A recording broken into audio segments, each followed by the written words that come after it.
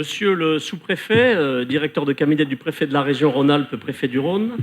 Madame la rectrice de l'Académie de Lyon, chancelière des universités, chère Françoise Moulin-Civil, Monsieur le sénateur maire de Lyon, président du Grand Lyon, cher Gérard Collomb,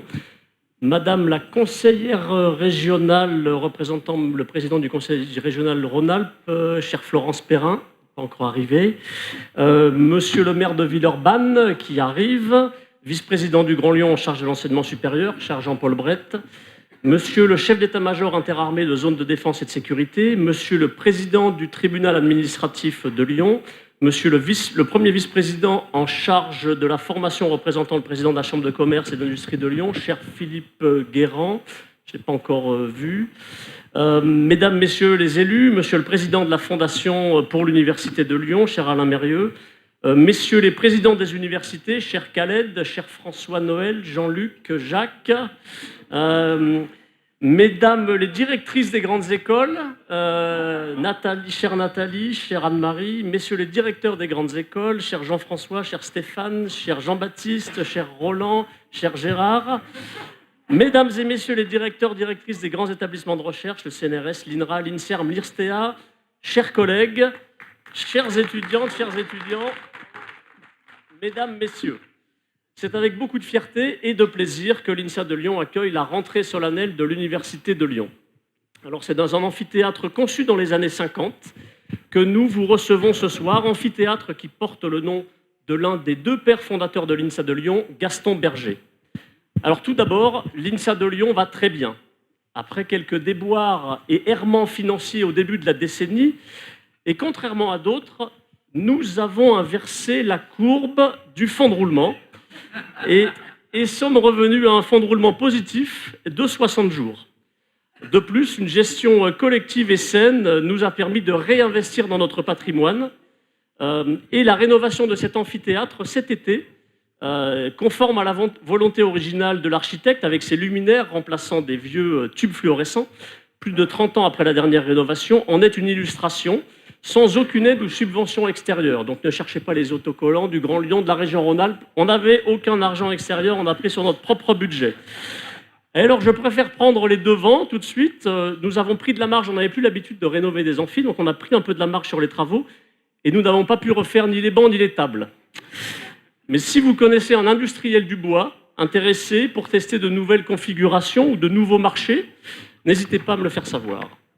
Alors, aux côtés du recteur Jean Capel, Gaston Berger, qui était au départ industriel, puis qui est devenu philosophe, et enfin directeur général de l'enseignement supérieur du ministère de l'Éducation nationale, a imaginé dans les années 50, au temps de l'industrialisation de la France d'après-guerre, le profil de l'ingénieur moderne, à la fois doté d'excellentes connaissances et compétences scientifiques, mais aussi doté d'un esprit citoyen, responsable, humaniste, capable de situer son action dans la société,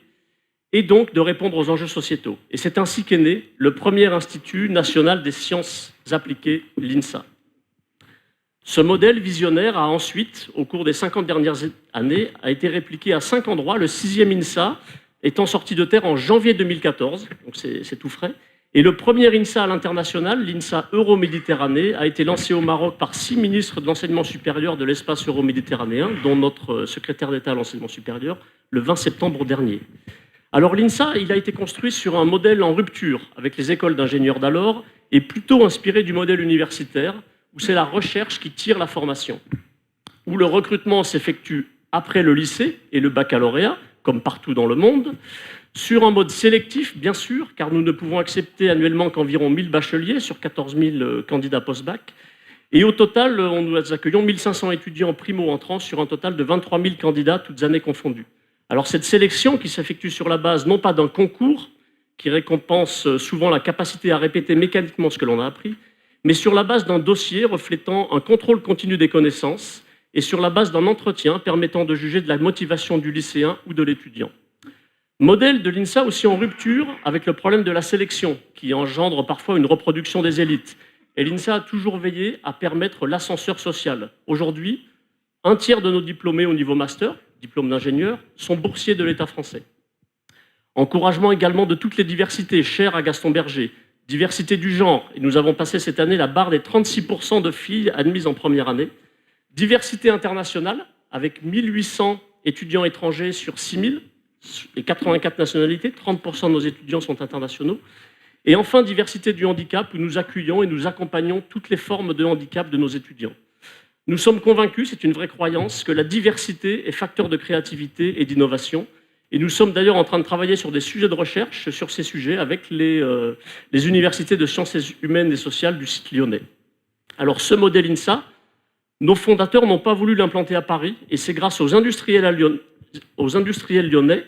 dont Charles Merlieux, votre père, cher Alain Merlieux, et une autre personne qui n'était pas encore votre beau-père, Marius Berlier, que le premier INSA s'est installé là où nous sommes réunis, dans ce qui était un terrain militaire, et d'ailleurs le terrain des premiers essais d'aviation au début du siècle précédent. Enfin, Gaston Berger a aussi inventé la notion de prospective, c'est-à-dire l'étude des futurs possibles.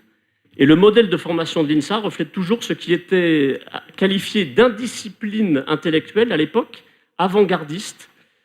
Les enseignements scientifiques sont certes majoritaires, mais au moins 1/5 du face-à-face pédagogique concerne les humanités, sport, langue, sciences humaines et sociales, avec des singularités uniques. 2 heures de sport obligatoires par semaine pendant 5 ans, soit 1 crédit ECTS par semestre pour les spécialistes,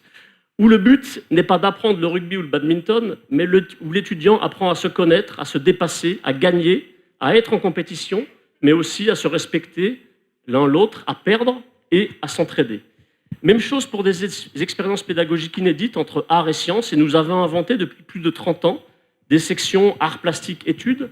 musique études, dont vous aurez une illustration en fin de cérémonie, théâtre études et danse études, dont le premier parrain était d'ailleurs le fils de Gaston Berger, qui s'appelait Maurice Jean Berger, plus connu sous son nom d'artiste, Maurice Béjart.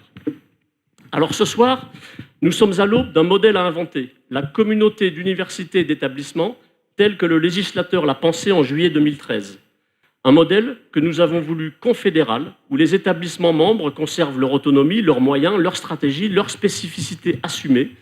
mais où ces établissements s'autorisent à discuter ensemble, à construire une politique et une stratégie de site sur le territoire de Lyon et de Saint-Étienne,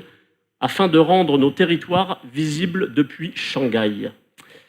Nous venons, pour une grande partie d'entre nous, de voter les statuts de cette future communauté, où nous avons amélioré la copie du défunt Presse, par exemple, en élaborant ensemble des stratégies de campus, dont vous aurez un aperçu juste après ce propos introductif, en dressant la carte des formations, afin que notre diversité et nos spécificités deviennent des atouts, plutôt que des singularités à gommer, en se dotant encore d'un comité doctoral, constitué des chefs d'établissement qui définiront ensemble ce que nous requérerons pour le diplôme universitaire le plus gradé, le doctorat. Une communauté que nous voulons aussi légère que possible, ne s'imposant jamais aux établissements, mais nous permettant de collaborer pour encourager l'excellence dans tous les domaines, sous toutes ses formes, d'améliorer la réussite étudiante et d'attirer les talents et les capitaux humains internationaux. Je terminerai en vous remerciant de vous être déplacés sur ce beau campus Lyon-Tech-Ladois, où vivent plus de 3000 étudiants, monsieur le maire de Villeurbanne, un gisement potentiel d'électeurs, où étudient plus de 15 000 élèves inscrits à l'université Claude Bernard, à l'INSA, à CPE ou à l'ENSIB, et où travaillent plus de 2000 enseignants ou chercheurs et autant de personnel technique administratif, et surtout un campus qui va s'améliorer grâce à la plus importante dotation d'un plan campus, après Paris-Saclay, de 362 millions d'euros, dont vous pouvez voir à l'extérieur les premiers résultats avec ce que l'on appelle l'axe vert. Il y a 2 ans, il y avait un parking juste à la sortie de cet amphi. L'axe vert terminé cet été pour cette partie du campus, épine dorsale permettant un campus plus vert, plus piéton, et également un campus éco-démonstrateur qui devient lui-même un terrain de recherche et d'observation. Je remercie enfin tout particulièrement les services de communication de l'Université de Lyon et ceux de l'INSA qui ont œuvré de concert pour l'organisation de cette rentrée. Et comme on dit dans ma ville d'enfance de Chalon-sur-Saône, rentrée pluvieuse, rentrée heureuse. Bonne soirée.